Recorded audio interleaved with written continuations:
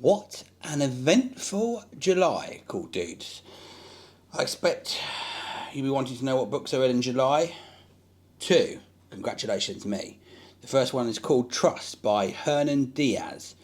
Won the Pulitzer Prize. Something I hope to do one day. This book is sort of 4 books in one, talking about the story of a New York financier.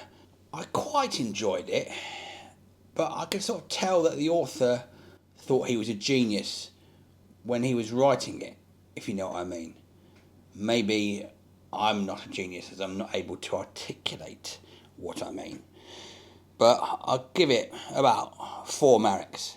The second book I read was The Hunting of Shudroth by Victor Kelleher. Someone recommended this to me and I absolutely loved it. It's about a sort of monster thing that attacks this tribe. I very much enjoyed it. 4.5 Mareks. I can't believe this book's not more well known. Well done, Victor. Alright, that's it, cool dudes. Thanks for watching. Have a great August or whatever month you're in. See you soon. Stay cool.